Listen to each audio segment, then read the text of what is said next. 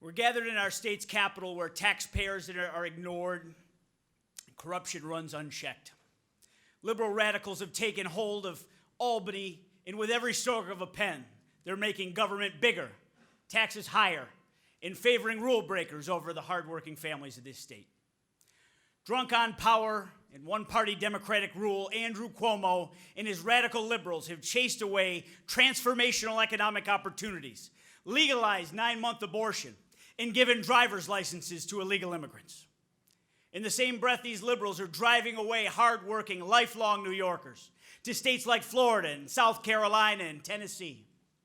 Rather than deal with the real kitchen table issues affecting everyday life in this state, these new socialists have chosen to ram through their own radical agenda. Andrew Cuomo has done nothing to cut the wicked tax burden, the highest in the nation. He has done nothing to end the corruption that clouds his administration. In fact, he's been complicit in it.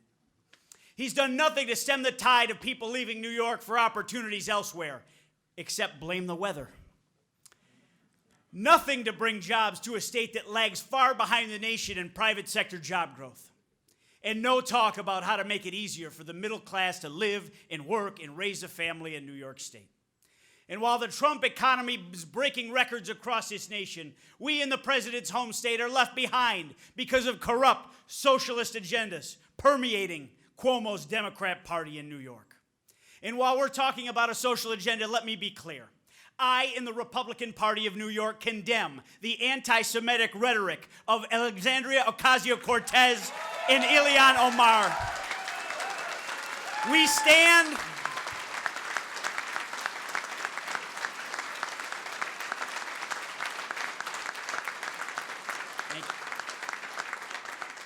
stand in support of Israel and will fight for the safety and security of our Jewish neighbors across this nation.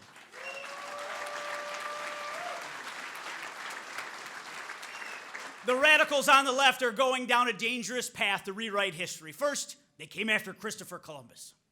Then, they tried to whitewash the worst attack in our nation as just some people who did something. And now they're trying to minimize the murder of 6 million Jews in concentration camps. The silence of the so-called tolerant Democrats refusing to stand for what's right is deafening. And make no mistake, AOC's Democrat stardom is no flash in the pan. She proved it just last week by throwing her support behind Tiffany Caban, the Democrats' nominee for Queens District Attorney. The Democrats literally nominated a chief law enforcement officer, AOC with a badge, who doesn't want to enforce the law and credited her win to the inmates of Rikers Island. Today's Democrat Party is being controlled by the extremists, and last week's Democratic presidential debates confirmed that. And in Albany, rather than helping struggling New Yorkers, radical socialists in our state assembly and Senate passed the Criminal Bill of Rights, geriatric parole, releasing hard criminals at the age of 55, pardoning cop killers, pedophiles, and racists to give them their right to vote, and rewarding illegal immigrants with driver's licenses. In Cuomo's Democrat Party, criminals come first, taxpayers come last.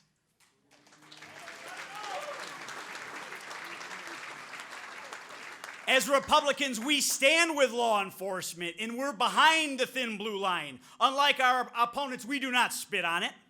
The men and women who put their lives on the line each and every day deserve our respect, and our Republican Party will always stand them now and always.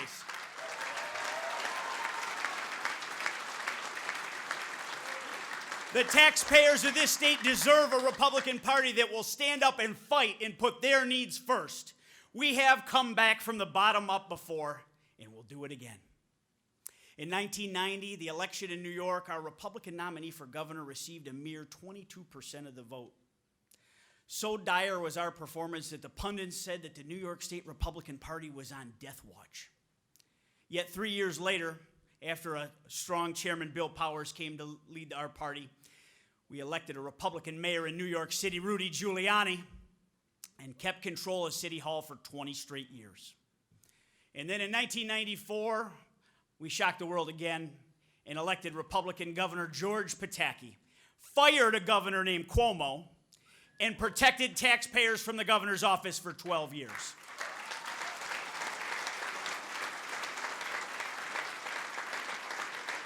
To those who proclaim that our party is about to draw its final breath, you are dead wrong.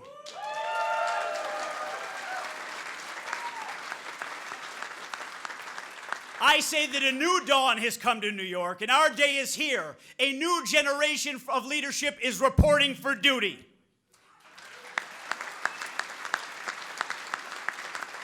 Starting today, we will rebuild, retool, and revitalize the Republican Party across the state of New York.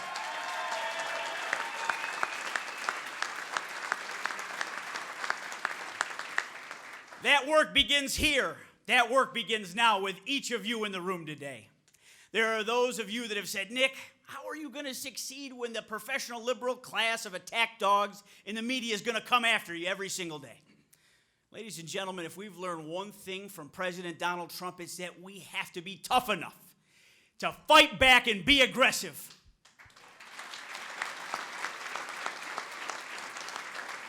We are done playing patty cake in the New York State Republican Party.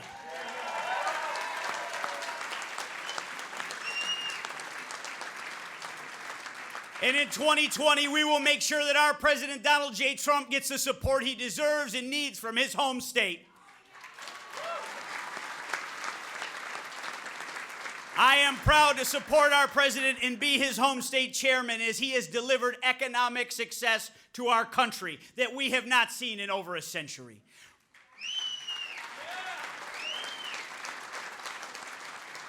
Record low unemployment for all Americans in every ethnic group, and a stock market that has had incredible growth on his watch. Can you imagine what this president would have gotten done if he hadn't been met with the hostility he has every single day from the press and the Democrats in Congress? Our president has made America great, and the NYGOP will help him keep America great.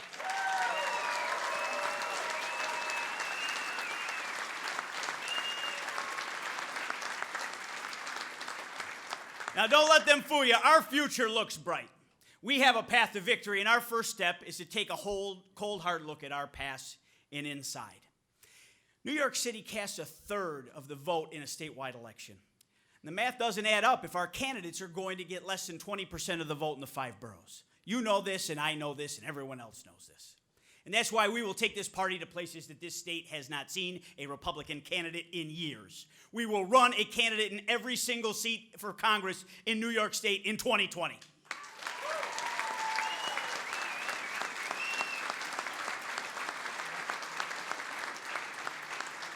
And I want our party to stand boldly with Congresswoman Elise Stefanik to expand her vision of electing real Republican change-making women leaders to office.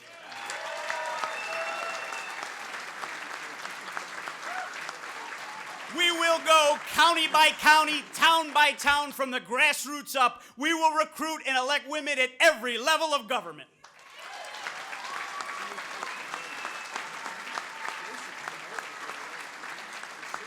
Congresswoman Stefanik has recruited over 170 women to run for office, including some of this year's incredible candidates that you heard from here today. Shel Farley in New York's 18th District. Liz Joy in New York's 20th District. Nicole Maliotakis in New York's 11th District, who will take back Staten Island and Brooklyn. And I would be remiss to leave out Erie County's very own Lynn Dixon, the first woman to run for Erie County Executive. We are very proud of Lynn, and she's a strong example in Cheryl D'Onofrio, who is keeping and will keep Monroe County strong. Thank you, Cheryl, for all you do. It's leaders like these who make a real difference and keep our party grounded. Voters expect more from us than just platitudes and slogans. We need to listen to the single moms in the suburbs who are juggling family, school, children, and a full-time job. We need to listen better to those who waited their turn and abided by the rules and came to New York in search for a better life in this country of opportunity. The Republicans in New York are the taxpayers' party, and we are fighting to protect the American dream.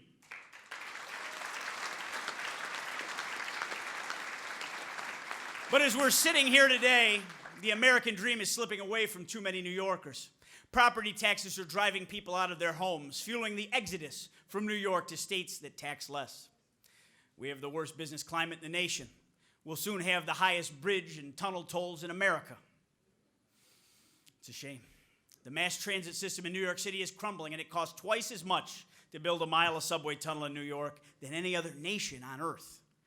A record number of public schools in New York are coming up short in the way they teach our kids how to read, write, add, and subtract. And for the second year in a row, New York City actually has lost population. In the last 8 years, 1.2 million people, real taxpayers, have left this state. The tax and spend liberal majority has had their shot to fix this. They robbed desperate families their school of choice. Instead of cutting taxes and fees, they raised them. Instead of encouraging the construction of new housing, they made it harder to build. Now contrast that with the fact that it's now easier for an illegal immigrant to get a driver's license in New York than a law-abiding citizen. And it's easier for the illegal immigrants to send their children to college than it is for the disabled Army veteran or the daughter of a tax-paying factory worker in Syracuse. This war for hearts and minds is about priorities. And let me make it clear today, that is the duty of every elected Republican from Niagara Falls to Montauk to put taxpayers first.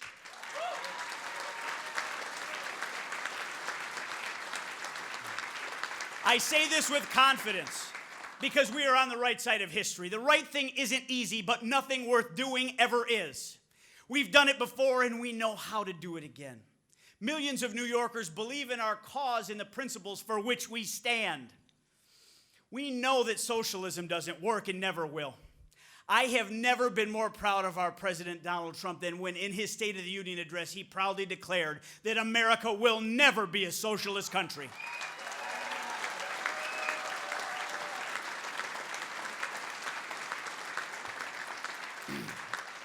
The people flourish not when government takes more of their money, but when the government taxes less. That economic growth comes from regulations written by bureaucrats, but from the free marketplace that rewards innovation and the entrepreneurial spirit. I am confident that we can do it because we have done it. 9 years ago, I was elected chairman of the Erie County Republican Committee in bleak times. We assembled a brave band of true believers to revive a party that had fallen on its knees. We went to the grassroots of our party and we listened. We walked the streets, we knocked on doors, and we asked the taxpayers what they needed. We recruited great candidates, provided them the manpower, and gave the voters a clear message and a clear choice. Erie County has twice as many Democrats as Republicans, but the fact is, they're all taxpayers. Despite our 2-to-1 Democratic enrollment disadvantage, we won 8 out of the last 10 countywide offices.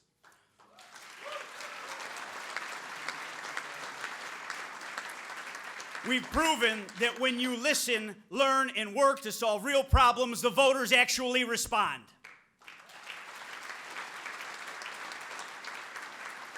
I'm confident about our future because millions of New Yorkers believe in our cause and the principles we're here to defend. We must send a message to voters of all affiliations that we are a party that they are welcome to belong to if they too believe in common sense.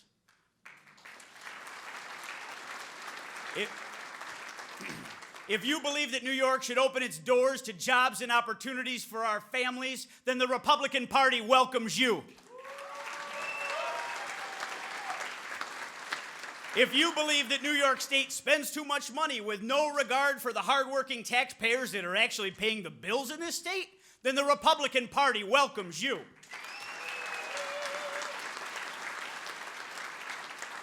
If you've questioned your future in this state because taxes are just too high and we don't enjoy the freedoms that people in other states do, then the Republican Party welcomes you. And if you felt alienated by the extreme liberal agenda of New York State's one-party Democrat socialist regime that worships at the altar of late-term abortion, then the Republican Party welcomes you.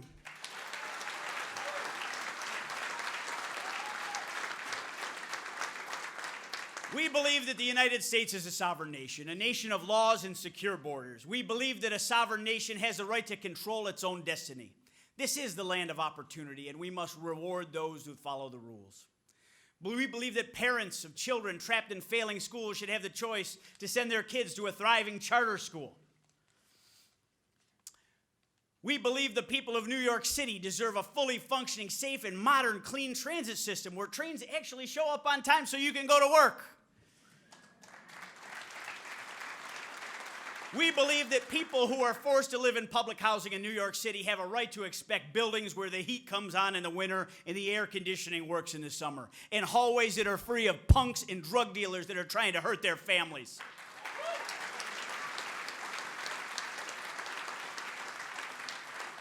We believe that our natural coalition is not confined to the small towns in the countryside of upstate New York. We're a party with a natural appeal to suburban and downstate neighbors. A party whose natural coalition includes like-minded Asian Americans, Hispanic Americans, African Americans, Caribbean Americans, people of all religions, the poor and the middle class, homeowners and renters, private sector employees, and those that serve our public. Our work begins today, and it starts with us in this room. We need to do a better job of listening. We need more dialogue. We need to do a better job of recruiting candidates and providing them with the manpower they need to win elections. We must acknowledge that we cannot win statewide elections without first winning the hearts and the minds of taxpayers of all political stripes. That includes independents and Democrats. The work of our party must not stop there. Victory will not be ours until we have built the infrastructure we need to get our voters to the polls. We are long overdue in this state for a Republican voter registration drive to narrow the gap of enrollment.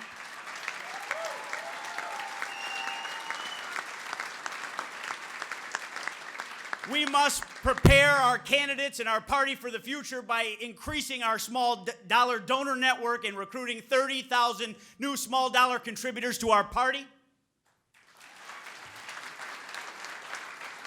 And we need to provide our county chairs the critical support that they need because they are the backbone of our party. And they will help us, we will work with them to help revise our county committees and support our Republican leaders and build the infrastructure to win again in a statewide office.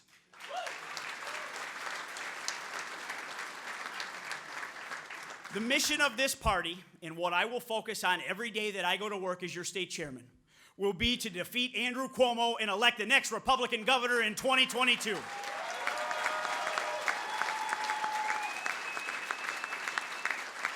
That is our mission.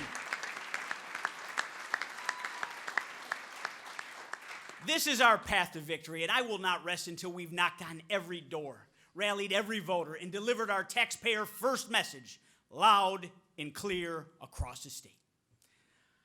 I can't do justice to thanking those that have made my election as chairman possible, or we would really be here all night, and I know a lot of you got a long trip ahead of you.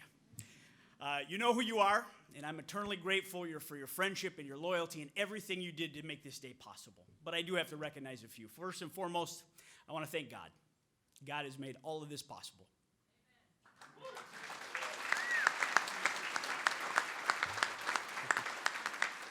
I could not accept this without the love and support of my wife, Erin, and our 5-year-old daughter, Madeline.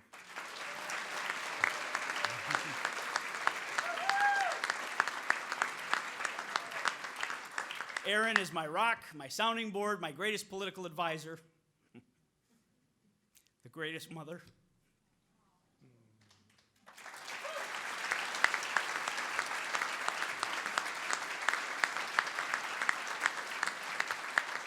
She is a woman of incredible toughness and patience and has an incredibly sharp political operator in her own right. Don't underestimate her, folks.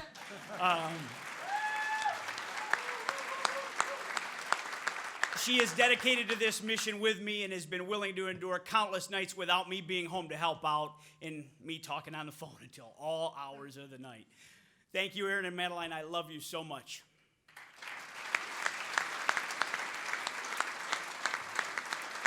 Congressman Tom Reynolds, my mentor, who took a chance on me when I was a young green college kid, and he taught me the business of politics from the bottom up. I can say this with authority. Tom Reynolds has forgotten more about politics than I will ever know.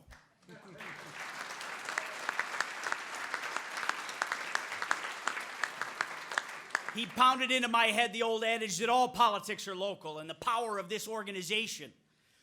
Know this, that your state chairman has licked envelopes, knocked on doors, collected petition signatures in the rain. I know the value of the hard work of every committeeman in this state because I've done it myself.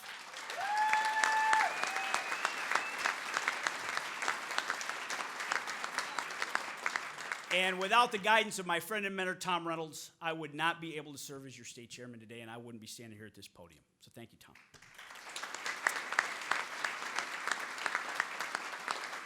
To the women and the men of the Erie County Republican Committee, thank you, and half of you are here.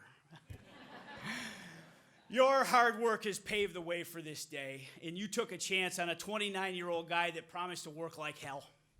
And 9 years later, we have celebrated great victories together, and we've supported each other after some tough losses, and we're a family. And to have so many members of our team here means the world to Aaron and I, and that includes so many of our ECGOP staff members, past and present. Thank you for your hustle, your loyalty, and your honor. And then also, obviously, as everybody else, I would like to recognize the service of Chairman Ed Cox.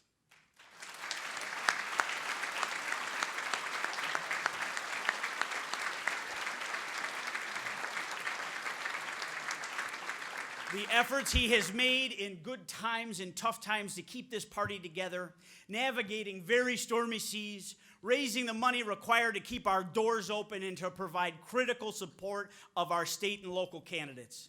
You have passed the torch with incredible graciousness, and you've shown what real leadership is all about, Ed.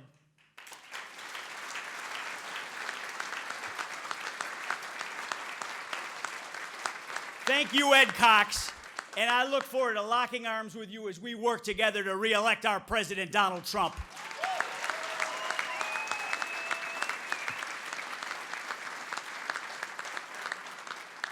Winston Churchill, a leader of fierce determination, offered this on leadership. To each there comes a special moment when they're figuratively tapped on the shoulder and offered the chance to do a very special thing, unique to them and fitted to their talents. What a tragedy that moment finds them unprepared or unqualified for which would have been their finest hour.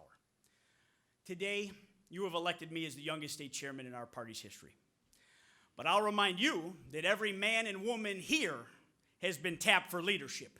Each one of you has a very special and unique role fitted for only your talents.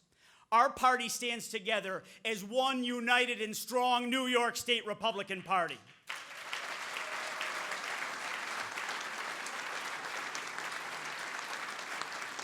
And with your hard work, we will lock arms and boldly march forward and work every day between now and 2022 to elect a new governor and truly change New York.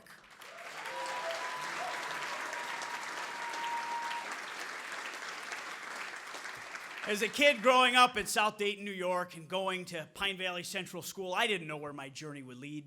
But having arrived at it today, and having prepared, I know that I do intend to make this the New York Republican State Committee's finest hour.